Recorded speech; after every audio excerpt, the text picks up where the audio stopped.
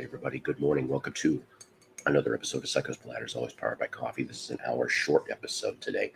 Figured, hey, I'm glad to be back. I missed you guys.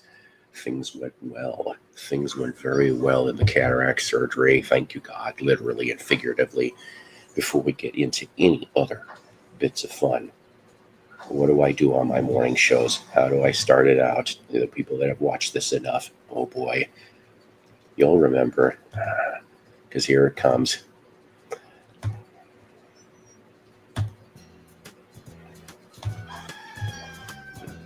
Good morning, it's time to rise and shine. Good morning, I hope you're feeling fine. The sun is just above the hill, another day for us to fill with all the things we love to do. Oh, can't you hear? It's calling you. Good morning, it's time to rise and shine. Good morning, I hope you're feeling fine. Come on and get up, get out of bed, you gotta get up, you're sleepy head. The day is dawning just for you and all your dreams are coming true. Good morning, it's time to rise and shine. Good morning, it's time to rise and shine. Good morning, it's time to rise and shine. Good morning, it's time to rise and shine. That's right. Time to get your asses up and get ready for whatever the hell you need to do on a Saturday. Or in this case, for Brandon in Australia, would it be Sunday by now? Sunday morning for you? I don't know. Oh, yes. Great news. Great news indeed. I gotta tell you, seriously, I wanna just touch on the surgery bit, okay, on Thursday. So, they put me under just enough so that I was lucid, right? They go to put, and I have to, if you guys saw Doc Dacus' show on Thursday, that you probably heard some of the story already, but I'm going to try to shorten it if I can. Yeah, right. Okay. So it is 11:05 p.m. tonight over in your area in Australia. Okay. So the thing is that I'm sitting there waiting to go back. And the only thing I can do is just stare at the ceiling, and listen to whatever they're playing on the sound system. And the first thing that comes on when I'm paying attention is this horrible singer. I'm serious. It was a very horrible version of While My Guitar Gently Weeps from the Beatles. And I am just sitting here and I'm like, God, this guy's awful. I couldn't even figure out who it was. But I figure, all right. But like I said, it said While My Guitar Gently Weeps, right?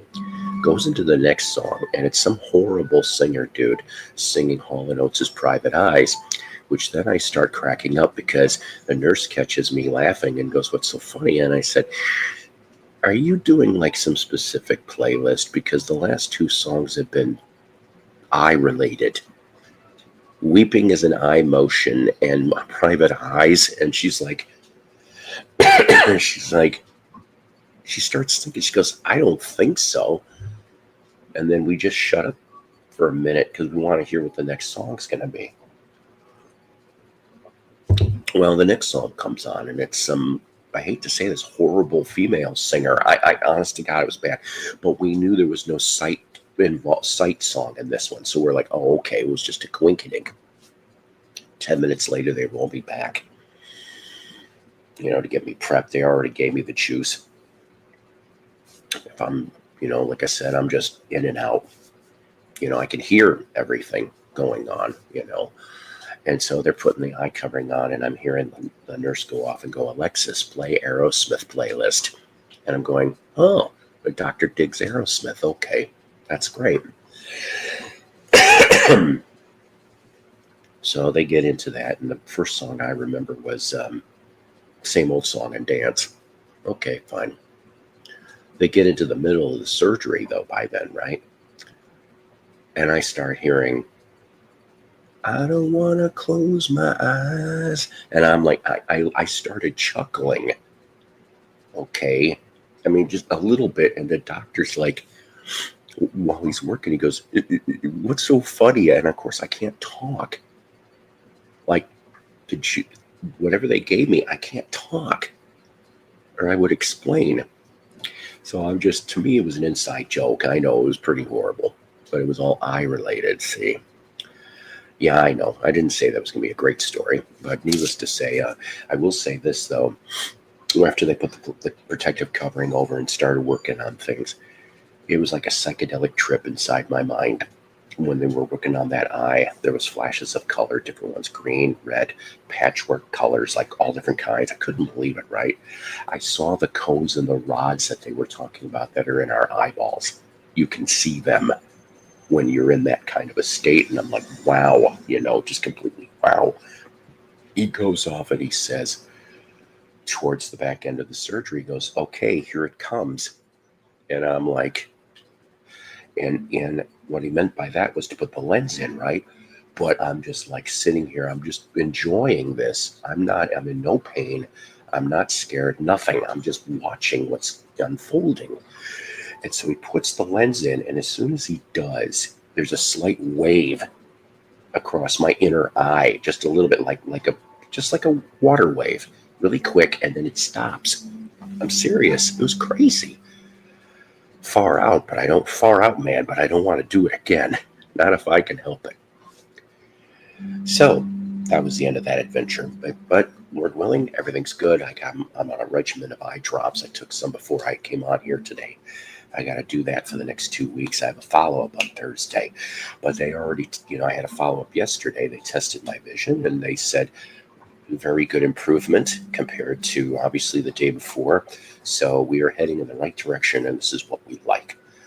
So I want to welcome the 7 of you here. I know it's morning. I know I don't get a lot of people in the morning, and that's fine. This is just a shorty for a little bit, like a stopgap, if you will, between now and, I don't know, maybe Monday night. Maybe we could do something Monday night. No, does it make... See, well, that's the thing, though, right? It may make your stomach feel queasy, but it actually was okay. And they don't let you leave until you're feeling of... I didn't have any nauseous feeling.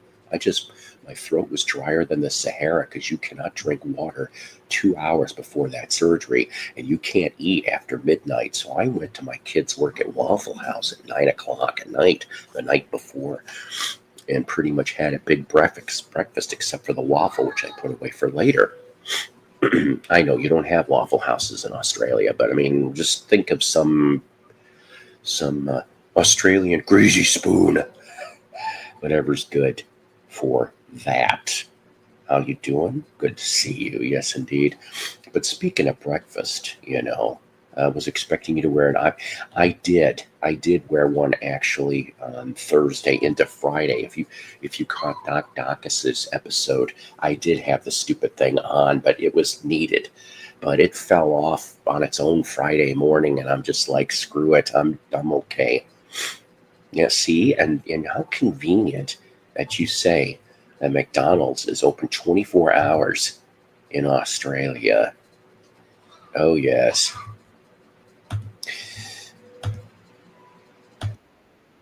Good morning, America. Come join us for breakfast. You're the one. We're fixing breakfast for you. You're the one. At McDonald's, we're fixing a hot, delicious breakfast just for you. Fresh scrambled eggs, hot cakes and sausage, our own Egg McMuffin, lots of Danish pastries. Try them. At McDonald's. We do it all for you.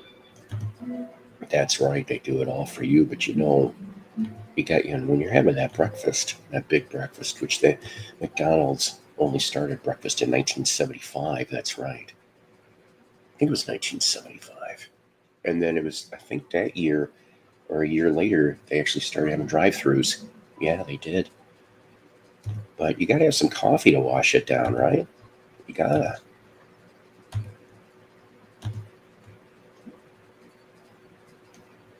This is your wake-up call. Time to reach, go for it all. Vulture stirs inside of me, and I know what I can be. The limit is the sky. Hey world, watch me fly. The best part of waking up. Oh, just in your love. That's right. And you know what? You gotta have some good cereal to go with it too. Oh boy, here we go. Yes, I've shown some of these before, but why not again? Give me a U, give me a P, getting up the alphabet is easy. I got an A, look at my They B, do. gonna eat my alphabet X, Y, Z. Bitch, I can make you say yes. I know you can. What's that spell? Y-E-S, yes. You said it. Vitamin C, ABC's gonna have a good breakfast with my ABCs. Grab your alphabet and come with me. Mhm. Eat through the alphabet from A to Z. Give me a J, give me an A. When I'm eating alphabet, I'm okay. I got a U, look at my B. Gonna eat the alphabet from A to Z. I'm gonna eat a dog. What, you crazy? You probably really did eat a dog for real. I mean, what? I ate it. Vitamin C, delicious cheese. Gonna have a good breakfast with my ABCs. A, B, C, D, E, F, G. Gonna eat the alphabet from A to Z. That's right. There you go. When Mikhail was Mikhail, that's right. That poor kid. I don't know. And I don't know what my favorite Jackson 5 song probably is. I'm thinking it's between Dancing Machine and I like Stop the Love You Save May Be Your Own. That one just cooks. It just does. It just hits all the right buttons.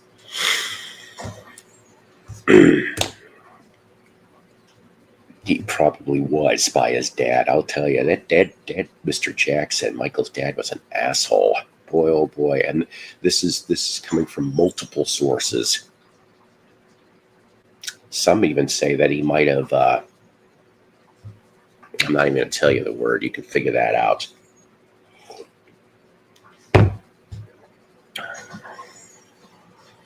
You know, I know the one you're talking about, but I haven't heard that in quite a while. I will say that. In fact, oh, geez, I don't really even know if I've got any Jackson 5 or Michael Jackson. I see Jimmy Vaughn at Bonnie Raitt live in concert last night. Oh, wow. Walrus, I would have loved that gig. I would have really loved to have seen that. You were very blessed and lucky. Yeah, very much. That they're still going out there. I found out, what was it? We don't really have a lot of concert stuff really common. I mean, we've got Here Come the Mummies. They'll be here Thursday, which after I take the kids to work, I think I might go and catch the last hour, I think, of them, just so I can say I saw them. But if I can find a parking spot. But so they'll be in town, and then what is it? Then the next night, Firehouse is going to be playing a casino for free show on the Arkansas-Oklahoma border. Excuse me, but I'm probably not going to go to that. I'm not sure yet. And then they just announced that on Halloween at the same casino, on Halloween of all places, Buck Cherry is going to do a free show. Good old I'm All Lit Up Again, Crazy Bitch, and all the other famous tunes that you can snap your fingers to. And then lastly, I think it's Thanksgiving week, Joe Bonamassa will be returning to the Walton Arts Center, which is in Fayetteville. They renovated it since the last time I was there, so maybe it's going to be good venues. But that's the concerts that we've got. And the one that I'm hoping to go to, which is also in late October, the POD Daughtry Seether show, which that's going to be playing about 5 minutes away from me. Hopefully, maybe I can maybe torture my buddy John, the drummer from Seether, and maybe we can go do some record shopping. Maybe before he has to go practice. See, that's going to be a damn good concert, seriously. And I'm Boy, you're going to be going to some really good ones, man. I'm kind of jealous. I mean, I've seen Alice, but I've never seen Judas. Oh, you mean tunes like, yeah. Anyways, so that's what's coming up on the concert calendar. Oh, by the way, just to throw this at you because I caught some of it yesterday. It was a brand new interview. If you love Frank Marino and Mahogany Rush, okay, go to Gas Masks and Hand Grenades channel, Jeff. Go see. He just did a phone interview with Frank Marino yesterday live. And there was some really good stuff brought up in that one. If you are a big Mahogany Rush fan, tell him Psycho Platter sent you. He'll still go, Psycho's who? Because I heard he doesn't know who I am. That's sad. That's real sad, Jeff. That's all right. I don't even know myself. Oh, yeah. That's another song we'll play later, maybe. He is a good feller. He definitely is, for sure. All right. So we have a pair. I will explain the title shortly. Good Morning, Breakfast with a Prince. You guys probably could figure it out already, but if you can't, that's okay. We're going to do a double shot of Rare Record Rewind. That's right. This first one here from 1965 out of Ohio. Yeah, so 1965 out of Ohio. The Executioners, Don't Put Me On.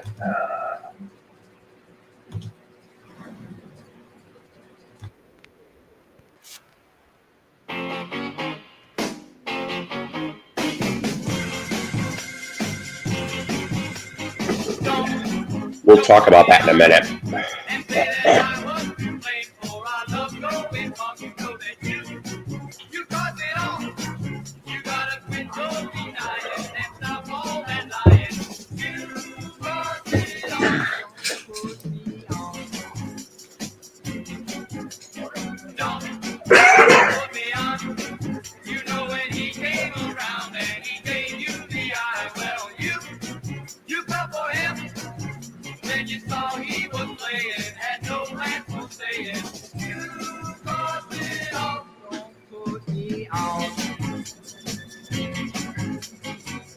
You won't accept the blame, 'cause you don't want to bear the shame. You keep telling all of our friends that it's my fault, that this is the end. You caused me wrong, don't put me on.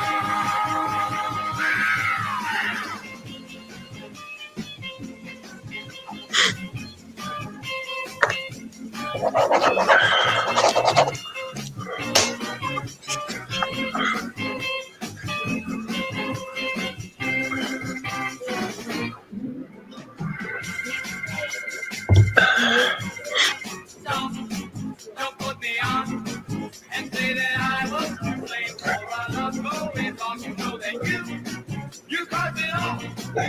Yes. You're denying it's not more than lying. You caused it all. Don't put me on. Don't put me on. You know when he came around. Yeah, I think so. Surprised me. You fell for him, but then you saw he was playing, had no plan for saying. You crossed it off, don't put me off. That's right, Don't Put Me Off. On the Action label in Youngstown, Ohio, the Executioners. Now back to your story. I said, did I hear you correctly? You're friends with the drummer from Seether. So I'm. How do I say this? About 2 years ago, I met him. Is what the story goes. Okay, and so what happened was we got to talking more. Over the last couple of years, I've met him at record shows. He does a lot of record shows. In fact, if you're in the Tulsa area, anybody out here in the Tulsa Broken Arrow, Oklahoma area, tomorrow there is a there is a record show, and he will be there. He is one of the celebrity vendors that sells records. Also, he's been collecting and selling records for 30 years, and so we're more than acquaintances, and we do chat up, I would say, at least monthly. But yeah, I mean, he knows that I live in this town, and I told him, I said, hey, when you come over here, let's go to lunch, my treat, and we'll go, because I know he's not going to have a lot of time on his hands, but there's a record place I could take him to that's maybe 5 minutes away from wherever they're probably staying. So, yeah, we could have an hour or two maybe of fun. So, yeah, that's. I hope that answered your question. Dave, how you doing? If you want, you can come on up. That's right. That's right.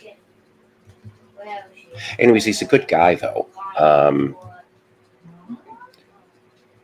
Yeah, John Humphrey's a good guy, and his kid, I know his kid drums too. I don't remember if his son got the job. He was auditioning for the band Crossfade, and hopefully he got the gig too. So runs in the family, eh? Runs in the family. Yeah, I used to know, like in Illinois, I had one or two musicians that I would say they were between at least more than acquaintances and kind of on the borderline friend thing, that were in 60s Chicago area bands, and I just thought it was really cool to hear the stories. I don't like, and when I meet up with John. Of course, I ask him how he's doing. I buy stuff from his booth. I mean, that's a minimum. You don't go tour, you don't go bother somebody without at least getting something from their booth. And he's got cool records, so he sells a lot of metal, but he also sells some classic rock too. And I remember the first record that I bought from him was the Colpix Davy Jones, 1965, but it had the monkey blurb sticker. That's the only reason why I bought it. For like $5. I'm like, okay. And yeah, but me and him, we could talk about all different kinds of things. I remember the last time I was at his thing, we were talking about Black Sabbath, non-Ozzy Black Sabbath. So, oh, not going to come up. That's fine. That's fine. Going to be gone in about 20 minutes. Yeah, I'm probably going to be, this is going to probably be another half hour, and then I'm going to have to get off of here myself. So this is a shorty again. Most of the Saturday morning ones are short. But I hope that answered the question. Okay, so the next one I've got going here, from 1989, out of St. Louis, Missouri. All right, St. Louis, Missouri, 1989, a band called Mayhem, Flight to the Sea. Let's see how you dig this one.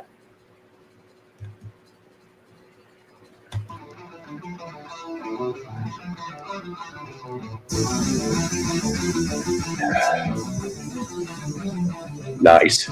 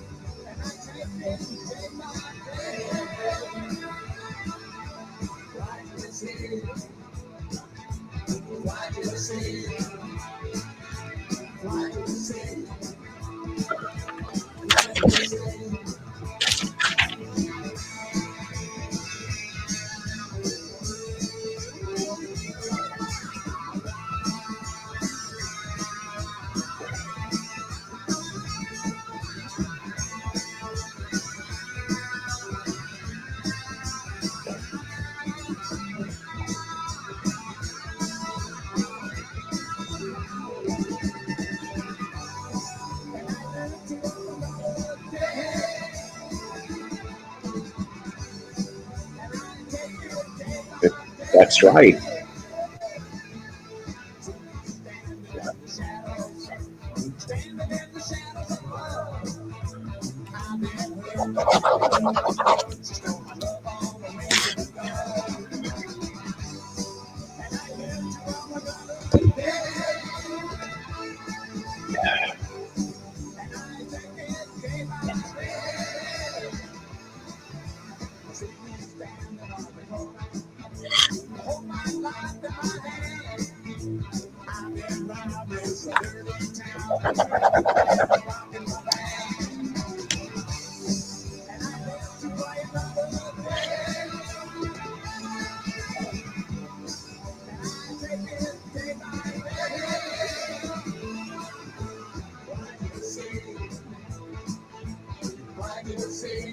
No, thank God. 2 days ago, yes, which is where we're going next.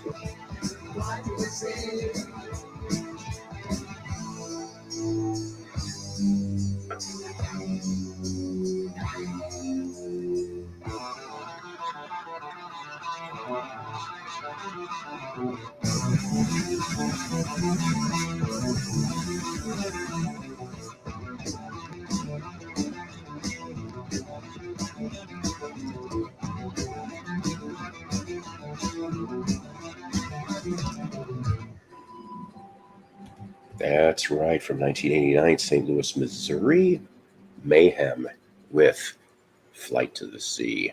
Yes, indeedy. Welcome, all dozen people, here to the Saturday morning show. What's brief but yet fun. I have to agree that, yes, my channel is kind of wacky like cartoons, and you never know what you're going to see, and that's the way I like it around this place anyway. So Tom goes off and he says, anyone famous die this morning? Well, not that I know of, but what we're going to talk about is in the title today from September 11th. Oh boy. Good morning, Breakfast with the Prince. Rest in peace, Viv Prince. Yeah, Viv Prince, the original drummer to the band The Pretty Things. Was with him in 1964 and 65. Afterwards, he was in smaller bands, but he did sub-touring drumming for the Honeycombs, who, not the Honeycomb cereal though, okay? That's a completely different thing. Just saying, could you imagine like the drums being like that big honey? Anyways, me want my Honeycomb. The Who and Hawkwind. So he did sub-drumming on occasion for those bands. Also, back into the 60s, he worked on albums by Chris Barber, Twink, and McGowan McGear. We're going to play a McGowan McGear track shortly. But first, let's play the first single that they ever cranked out for The Pretty Things. Yes, yes, yes. This little number called Rosalind.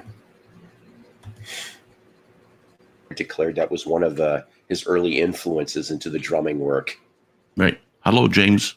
How you doing, Johnny L? Hey, Paul. How's it going? It's going. It's Did going. you happen to get your eye? Yes, I done? did. It wasn't that bad, well. Was it? No, it wasn't. I was very trippy. It was trippy and a little psychedelic, and I liked it. But I don't want to do it ever again. No, but I mean, these people do it for like all the time, so there's no really right. You know, I know it's kind of scary because it's the eye, and you don't want any problems, right? But right.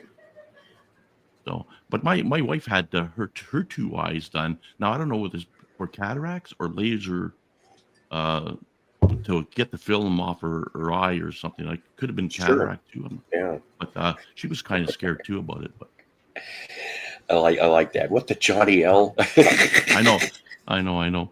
He always says that. Bill always says that. Are you going to show up for 2 seconds? Are you going to show up for 2 seconds? I just happened to.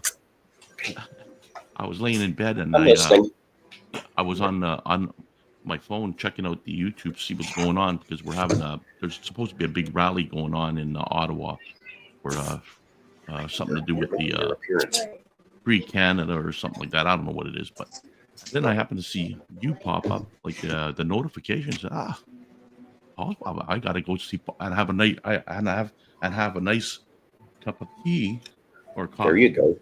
Yes. Hang on one second.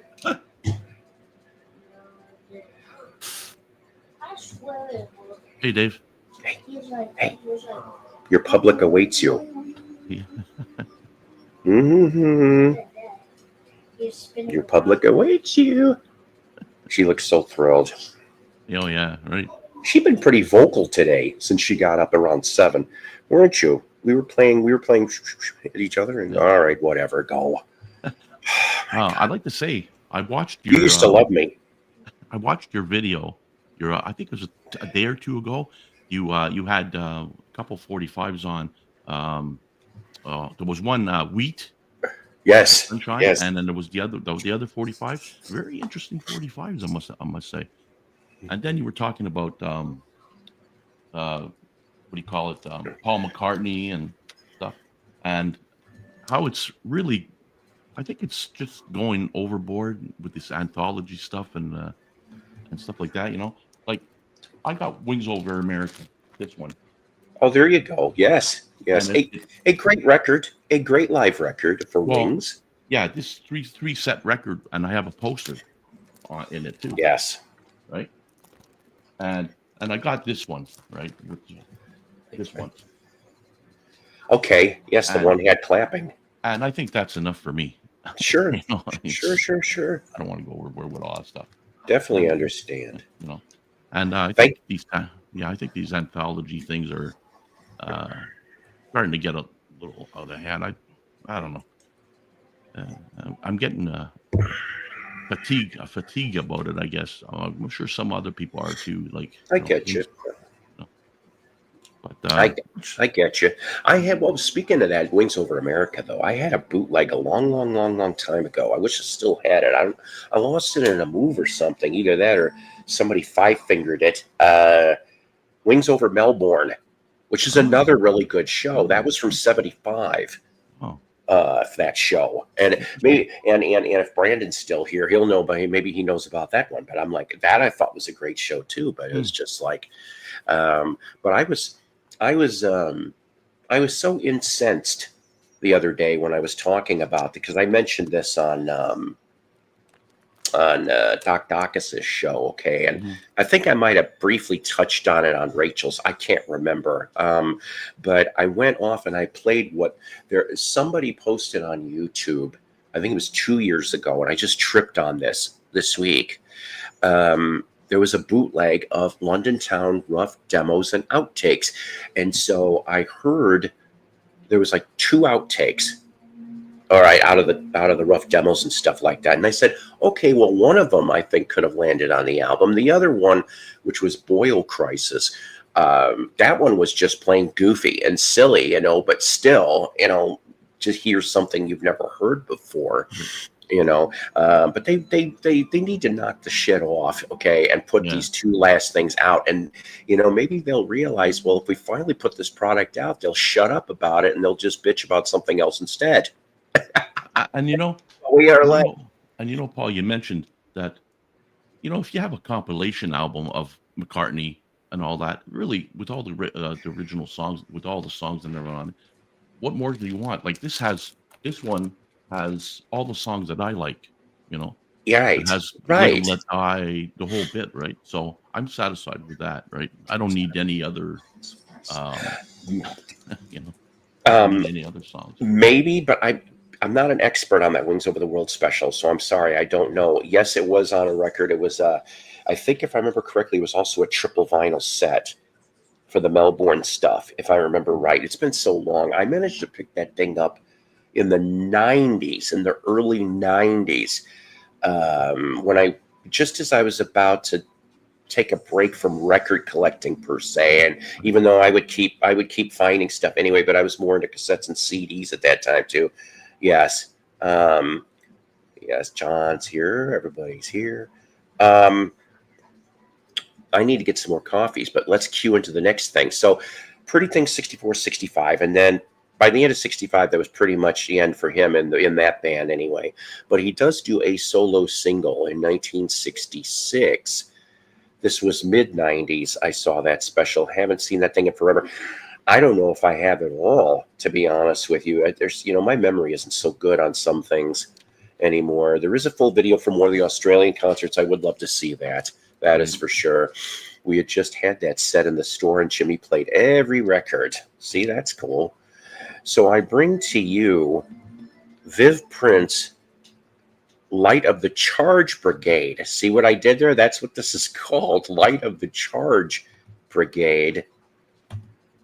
Everybody have a little bit of a listen on this.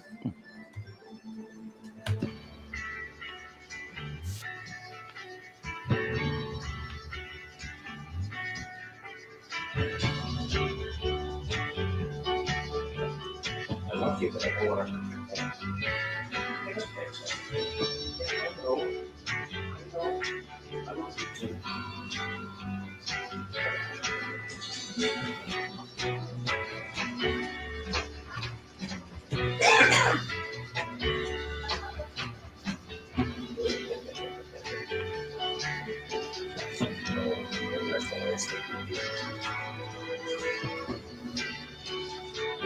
we've been vlogging for a week after you had some of that.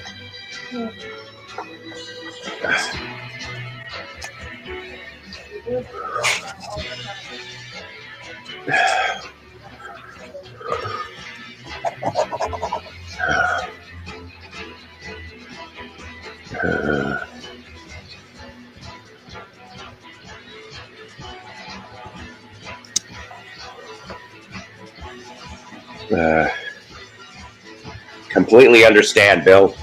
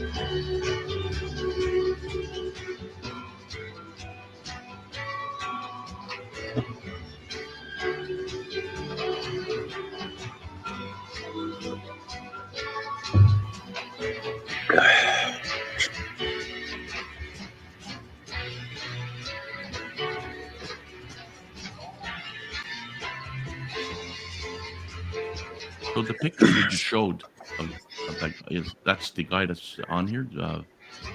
Huh? Picture you just showed a couple seconds earlier, there's a picture that just popped up here. I don't know. Oh. On your thing, and like there's a picture while this was playing. I just know it's funny that it's an all instrumental, and that was for the solo single. But I was gonna, when I saw the picture that popped up, it looked like Bill Wyman, Rolling Stones were pretty.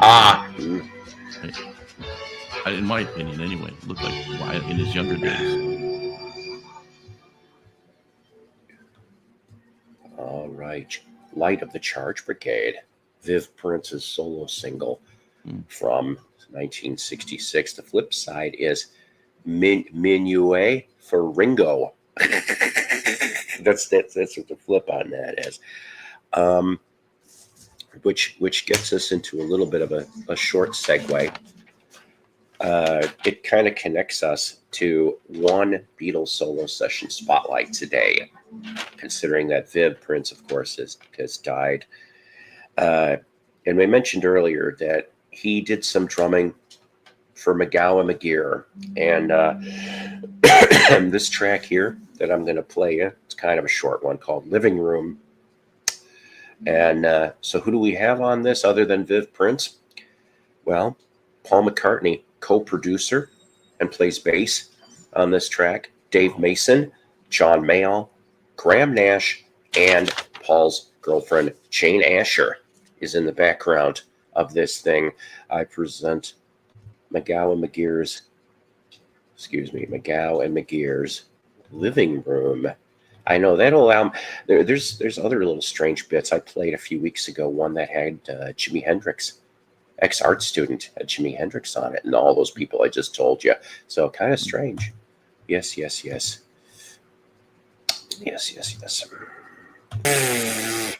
That's right, living room with all those people I just mentioned. Strange album. That I mean, if I ever found that thing like for cheap, I'd probably buy it. But it's not on my want list.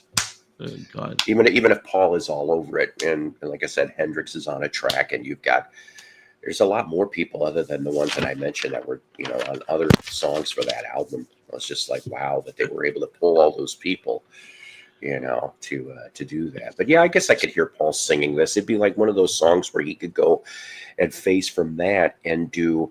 If you remember the SNL skit where Adam Sandler, when Paul was on that one, it was singing Red Sweatshirt, which of course I can't play that because any SNL clip, they'll get you for that fairly fast. Yeah. But I just love where they pan to the audience in the front row, and because he goes, Red Sweatshirt, and then you see Paul just go, bo, bo, bo, and I'm like, did you pick up anything interesting lately, John? Not really. Oh, this thing is at it again, for crying out loud. What thing?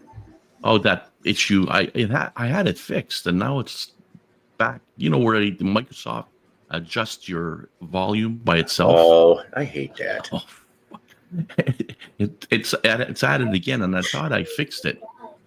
I'm doing a few tweaks here, but that Microsoft bastard. Oh, God. Did you say you're doing tweaks? Yeah, tweaks, yeah. But I don't know.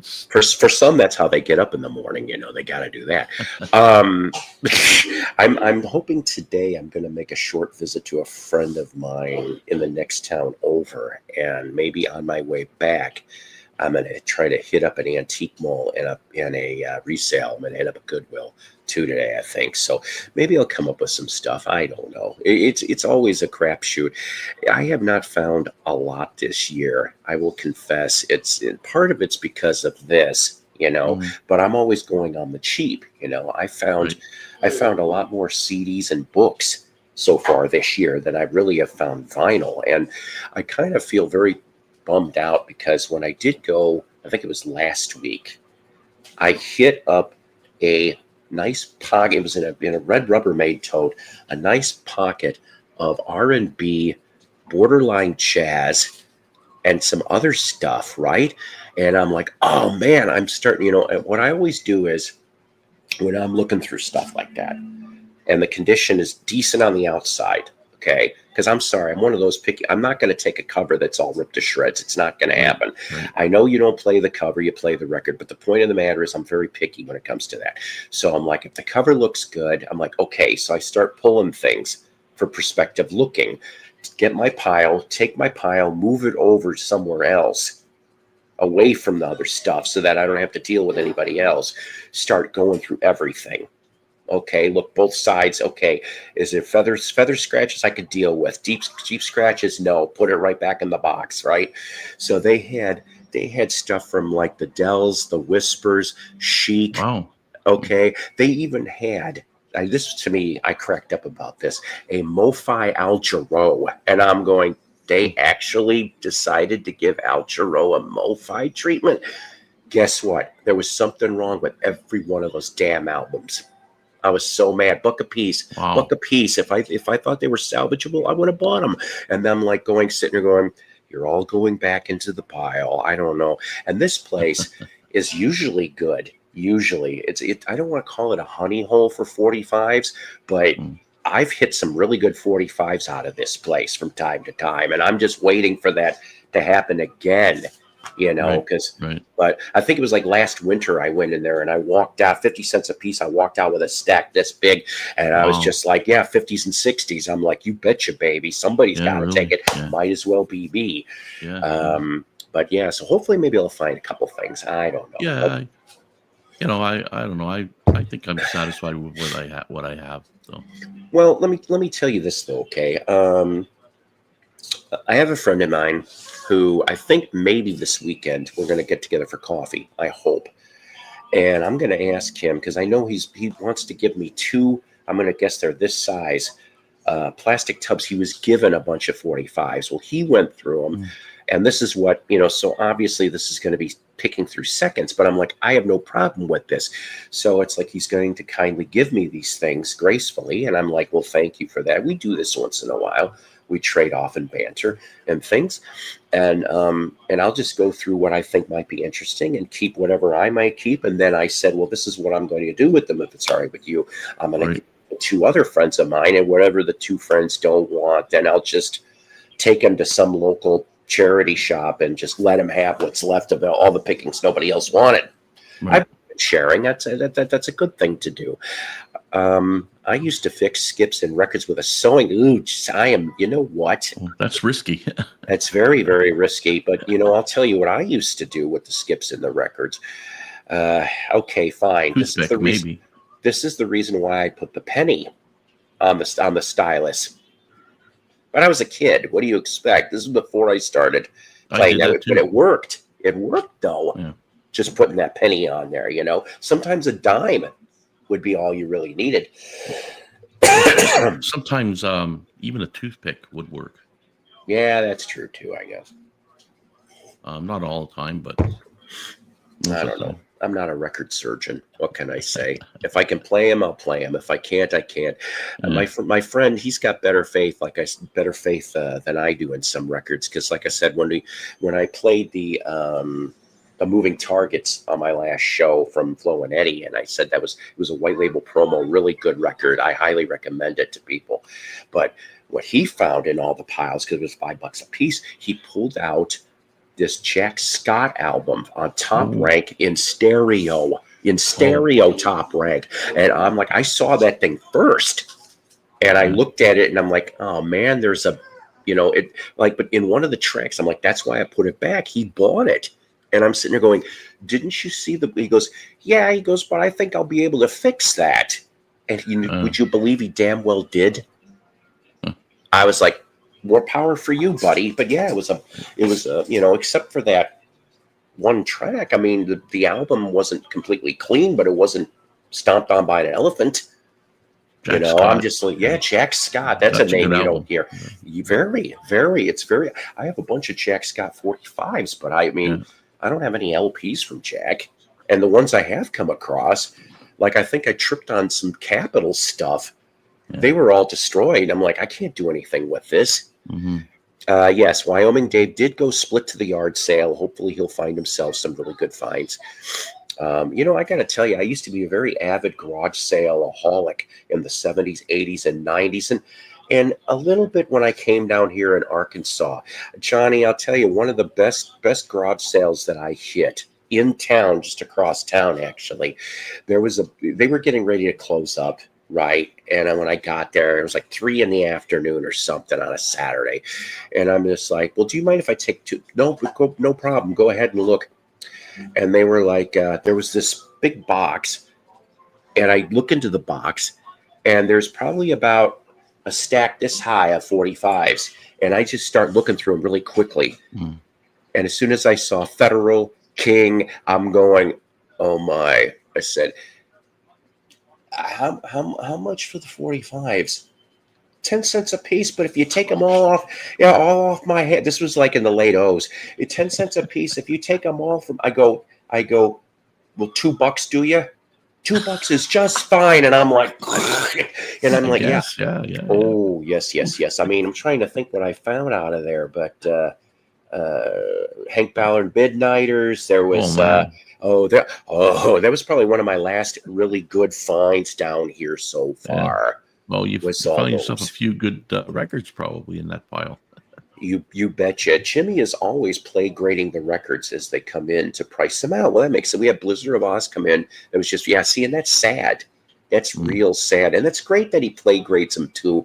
I'm just more of a visual guy, but if I've got the time, sure, I'll try to listen to the whole thing to see what it may be. I mean, especially if I'm going to sell it, I've got a handful of 45s that I probably should sell when I need the money, Johnny. And some of those 45s are quite interesting. Some of them are a little doo-wop, and some of them are Northern Soul. That people like to use that term, Northern Soul. But and then I have this one that is from '56. It was a rockabilly out of Chicago, very small label in Chicago. They only did about a dozen releases, and it was to me subpar in my opinion. That 45 was, but that sucker goes for big money. And to top that off, in the late '70s in the UK, they did a loving bootleg of it, I guess.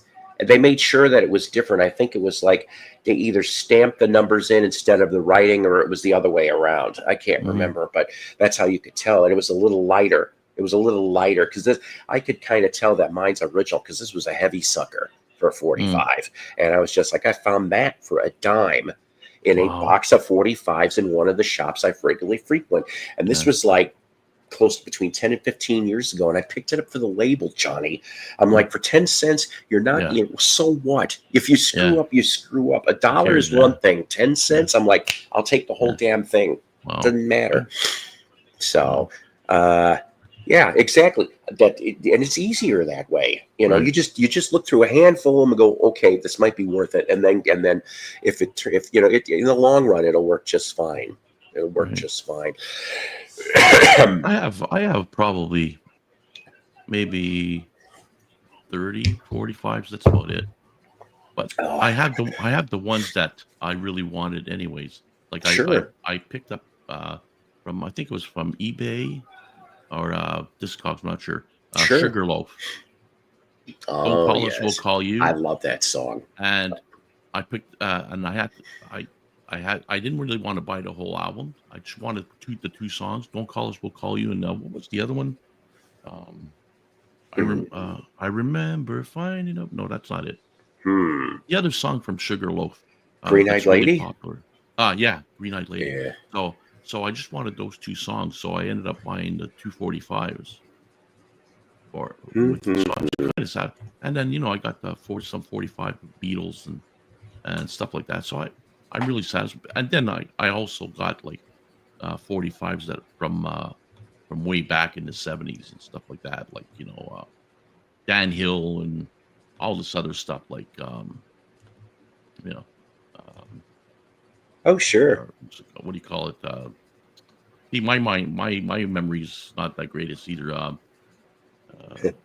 Lost in the 50s Tonight. Oh God, I kind of know what you're talking about, but it's escaping me. There you go. So I have him. So I have a few that I kind of really like, and Elvis and stuff like that. So I'm kind of satisfied with the amount of 45s that I have. I don't need any more.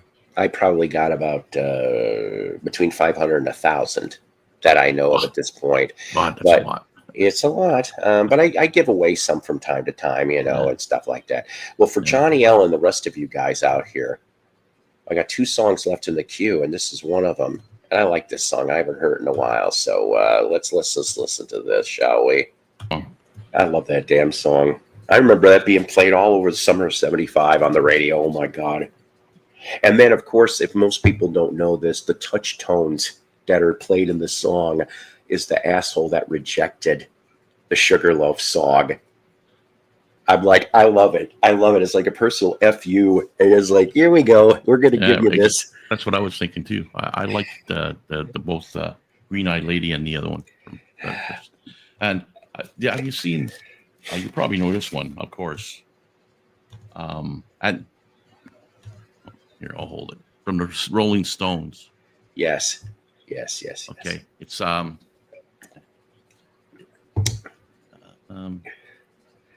Miss You, right? Oh, there you go. Sure. Miss You, but yes. The flip side, I was surprised to hear Stones sing this because it's kind of like a country-ish feel to it, and it's really, really good. Is it Far It's- Away Eyes? Exactly. Yeah. Yeah, I haven't heard that in a long time. Oh. Seriously, Really, really good. I'm surprised with Stones. You know, like they but could do it. they I mean, they could sing anything really when you think. I mean, yeah. I mean, with Honky Tonk Women, Honky Tonk, and Wild Horses. Oh man, I love Wild Horses. Okay. Oh, stop. Was that Wolfman Jack on this? No, but it sure was a good simulation, wasn't it?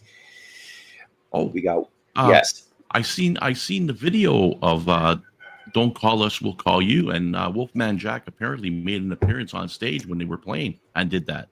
Nice. I saw it. Very I saw nice. it. Read. You can see it on. I think you can find it on YouTube. But you could see Wolfman Jack going on stage and saying that particular thing. With, Oh, that's Sugar Bowl. funny. I love it. Wolfman Jack. I miss him. I miss the Wolfman. Clap for the Wolfman. Yes. One of the best, really. What was it? I can't remember if my buddy Doug says he met him once. I've read his autobiography. If you guys haven't read his autobiography, which may or may not be out of print, I would suggest snagging that. I know my local library actually has. Maybe one of these days I'll rent it from the library and we can do a couple disaster piece theaters from Wolfman Jack's book. Yeah, still do in my opinion. Yes, for the chops of the Stones. That's right. Jack Black played a good Wolfman in the Weird Al movie. I did not. I haven't seen that movie yet. Well, ladies and gentlemen, I got one song left in the queue because I do have to get ready. In fact, I'm going to be a little late for probably what I got to do next, but oh well. You know, it's okay. I want to thank the almost 24 people we've gotten in here today. Keith Richards had to get stem cells injected into his finger before every show just so he could play 3 chords. Come on, man. Jeez. But I thought, since I haven't played them in a while, I thought I'd play a little piece of Lunacy from my second favorite album from the Monkees. That's right.